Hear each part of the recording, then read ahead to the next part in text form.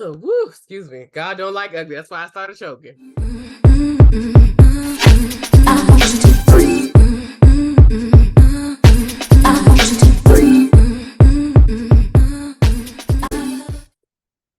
Hello, friends. We're back. We're Black and Curious. I'm Kandrin.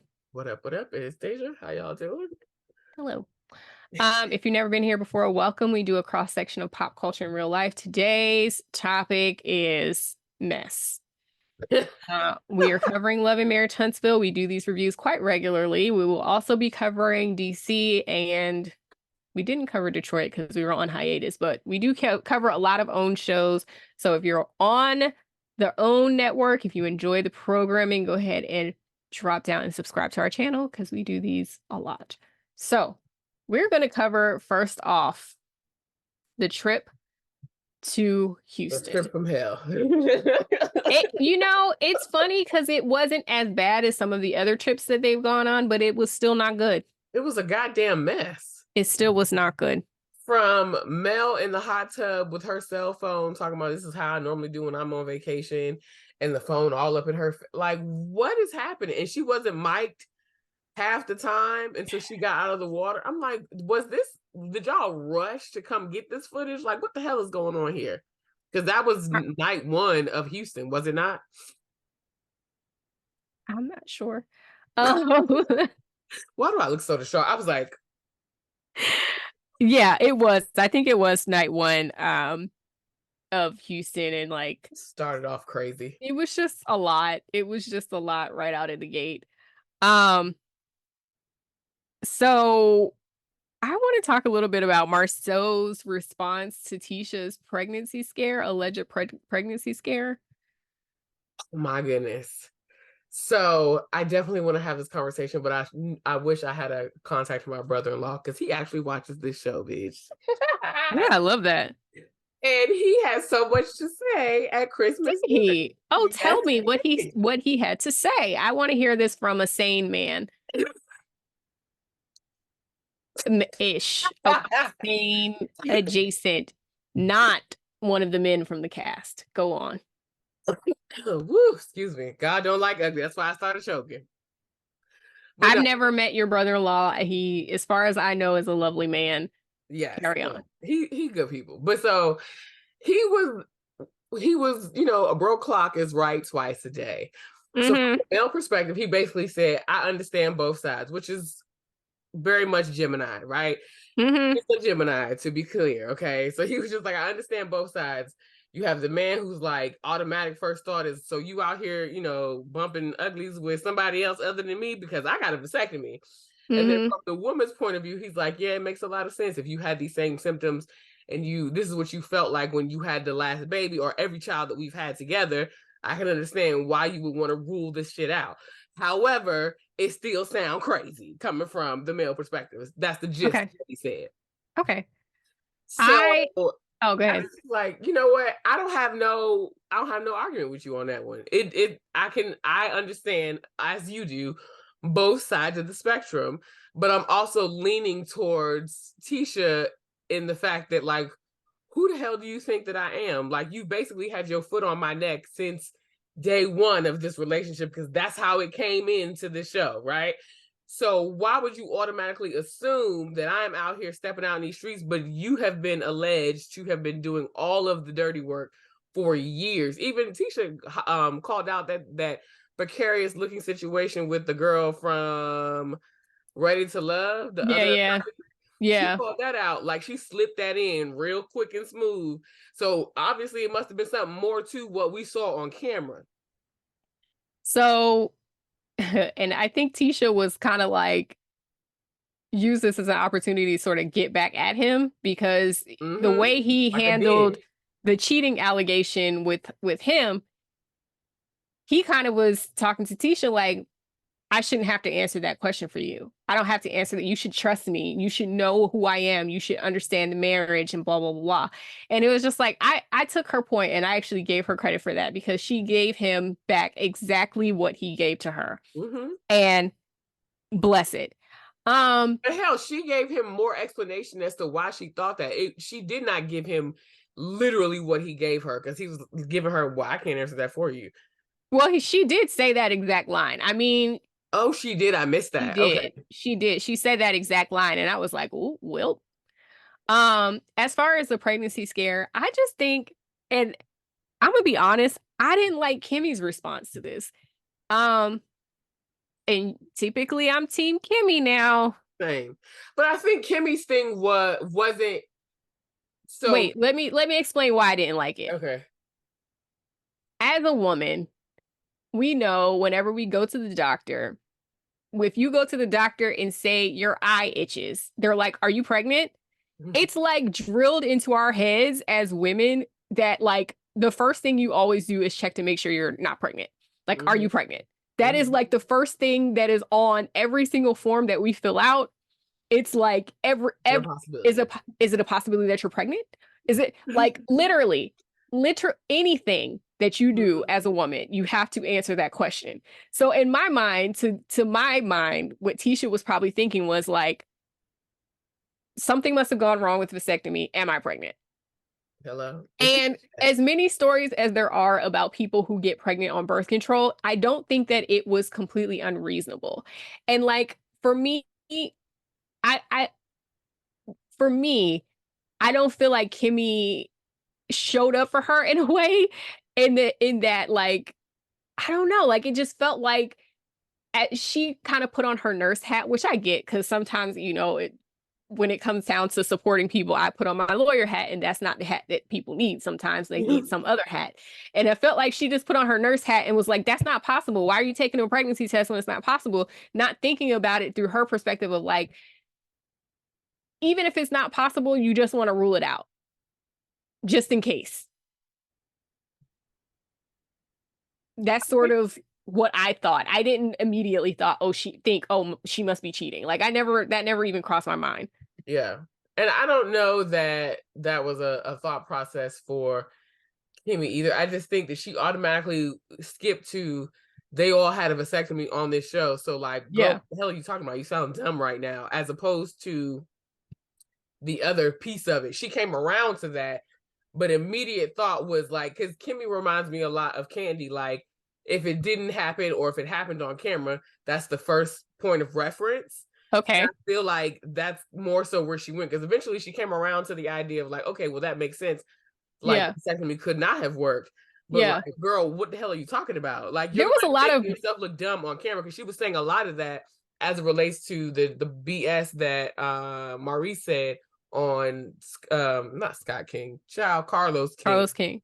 There was a lot of broke clock being right twice a day on this Houston trip, because I have a few more examples. But Maurice was actually the one that was defending Tisha, and that was the one that was going to Marsau like, relax, you know that's not the case. Like, she probably just was trying to rule it out. Like, she hasn't felt this way other than being pregnant. Like, she's just trying to rule it out. Like, relax, everybody calm down. Right. So I was also highly annoyed at Martell in this situation. And this is why I struggle with Martell, because physically, is he attractive? Yes. He is dumb. He is a fucking idiot. Crazy to me. So stupid. He is so dumb. Like, this whole entire thing with him saying like, in regards to the pregnancy scare, it's like, ooh, yeah, women do that kind of stuff all the time. Was she cheating? Oh, now we'll never know. It's like, you are a goddamn idiot. I think you're an idiot. Trying to pour gasoline on an already lit fire, like, because he's always in the hot seat. So it was his chance to do the shit that Marsau would do to him.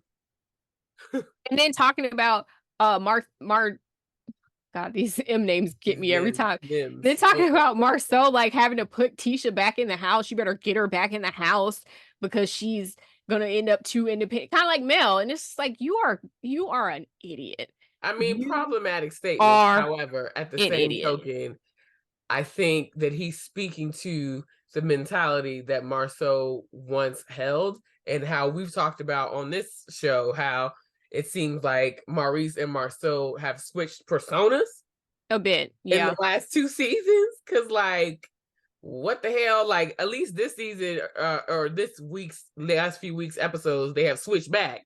But prior to, it was giving like they had, switched bodies. Yeah. Yeah. That was just like that whole entire ordeal just got on my nerves so, so bad. Um, we can move on to the trust falls. Well, let's talk about Keke showing up at the house first. That's first. Girl. Before we even get there, let's talk about how Fletch was, or they are the Fletchers. What's his name? What's Chris. her husband? Chris was over Miss Fletcher. Yeah. He was over Miss Nell because he was like, why would you tell her that it's okay to come? You Yeah. know that this situation is like highly toxic and highly combustible. Like we already got ready to like combust situations in the house. Why would you add gasoline to this fire already ablaze? Right. 100%. 100%. He was like, this So, on you. I ain't backing this. I was like, I know that's right. so That sounds Miss so Nell good. tries to like pull Melody into it too. And I feel like Melody got right up on the line though. I don't But think I'm she was saying though, I don't think she was completely faultless in that situation because thank she you. told Keke She that she lied should on call camera. Miss Nell and say, hey, maybe you should call her and ask her if you can come. She did not invite her, but she did pour a little gasoline on that fire to say, hey, maybe you should make your way on over to Houston. Period. But then to sit back, like, okay, so you threw a pebble. It wasn't a rock, it wasn't a boulder, but you threw a pebble, and then you're gonna sit back and tell Tisha and Marsau. Because I know when they watch that shit back, they're gonna feel like she played them. Because girl, you're the one that put the idea in Tisha's head that you all were going on this trip and that she should be there too. So talk to the person that's planning the trip. So Yeah. like that's an indirect invite. And I think like I caught it sort of at the end of the conversation where she did kind of mention that she said she should ask Miss Nell. Right.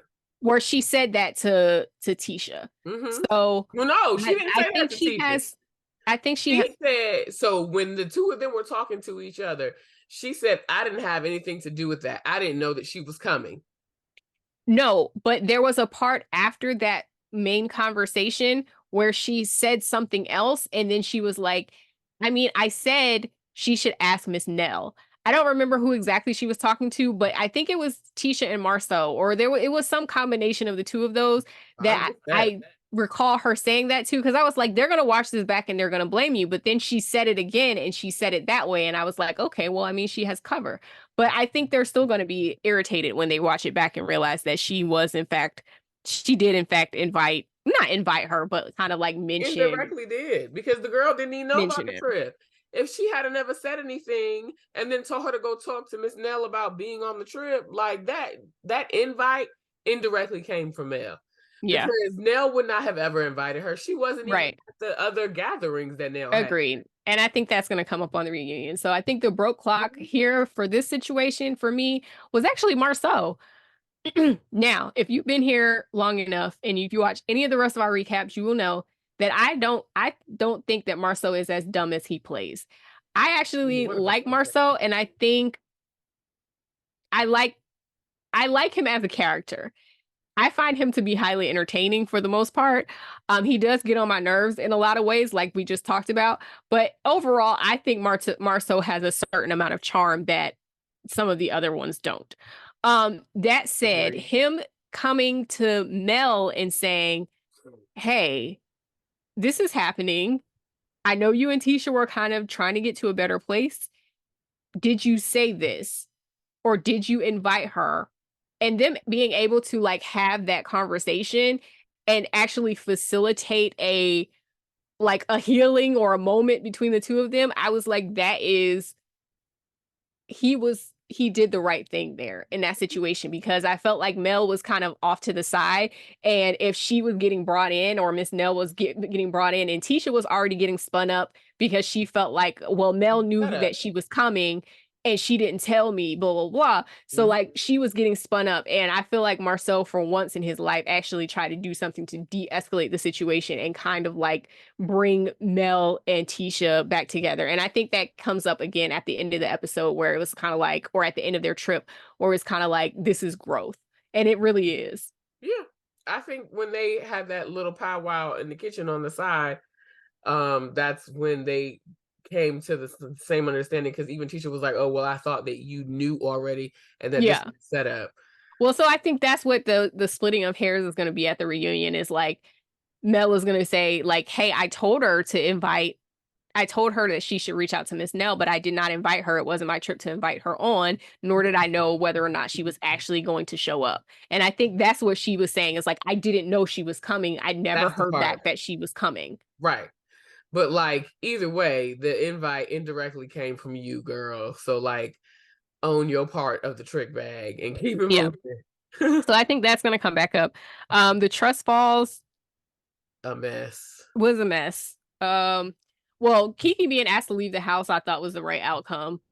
She came in. She did apologize, but to me, Keke gives me one of those people that just will apologize, but isn't. And she said as much. She'll say the words, but she doesn't really feel the thing. Like, she doesn't really feel it, and so she doesn't have a problem with apologizing for absolutely everything, because she doesn't actually feel sorry for anything. Like, in the confessional, she was like, I mean, I apologize for throwing the drink at her, but I'm not sorry that I did it. And I'm like, you know that Why would you say apology and sorry are, that's supposed to be the same thing. synonymous? Those are But okay, synonyms. girl. Like, that's supposed to be, one is supposed to come together with the other. You know what I mean? So I don't blame Tisha for like not accepting that apology. And also, like, a lot of this family business, it's a lot of, and I know that Carlos likes this sort of dynamic, but like the family, it's just like it goes back so far Mm-hmm. that you don't, like, you're getting the end part of the demise of these relationships. You're never getting like the whole story. Whole meat of the story, yeah.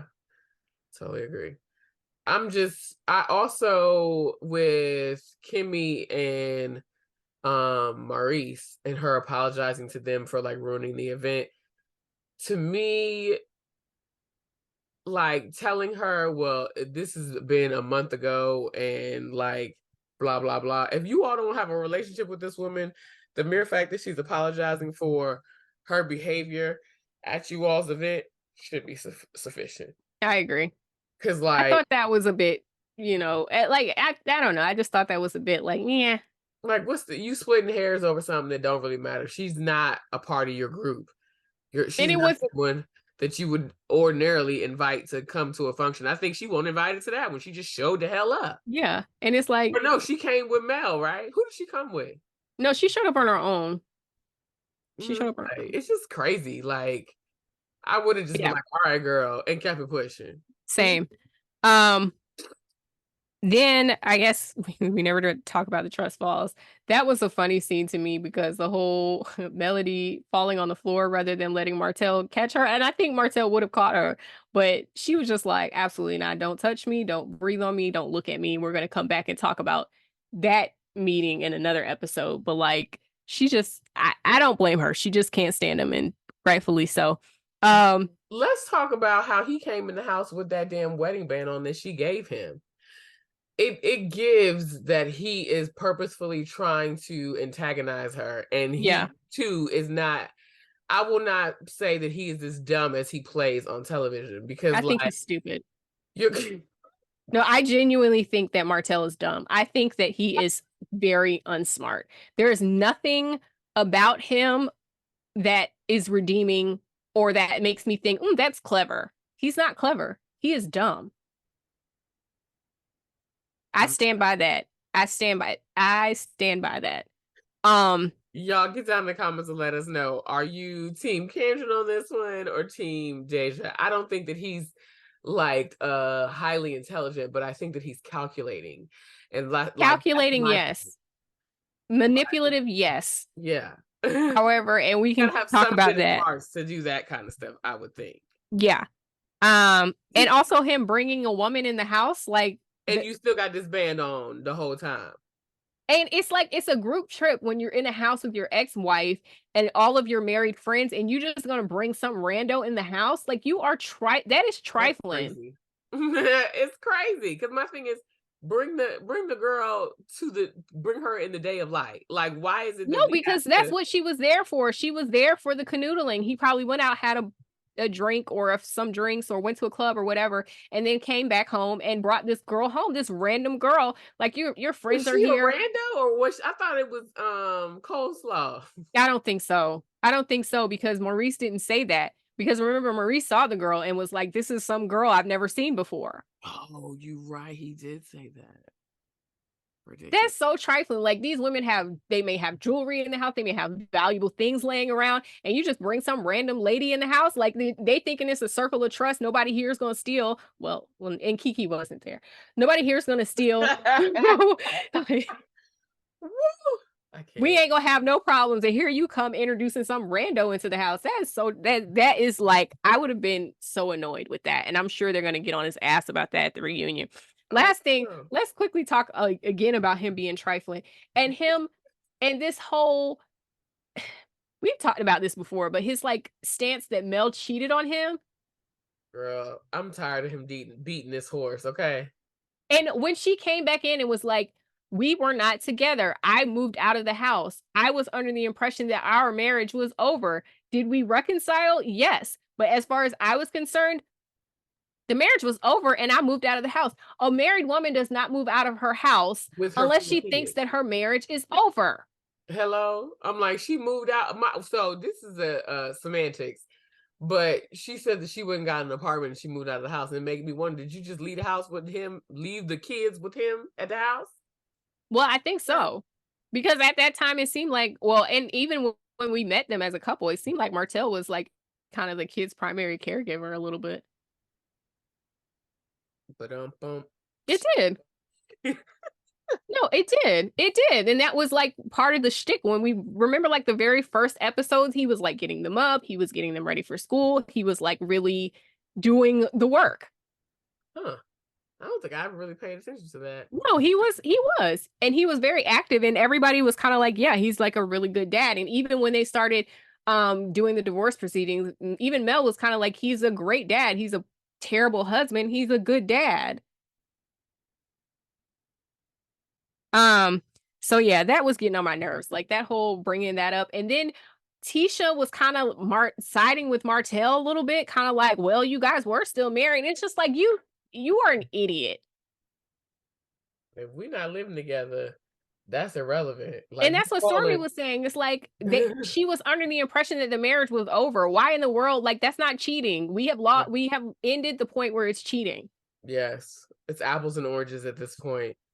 Also, like Kimmy always says, it's like, start at the beginning. Start at the beginning. What caused this chain of events is you cheated. You cheated and you kept cheating and you had been cheating for like 2 years. With the same... For 2 years, you have been cheating with this woman.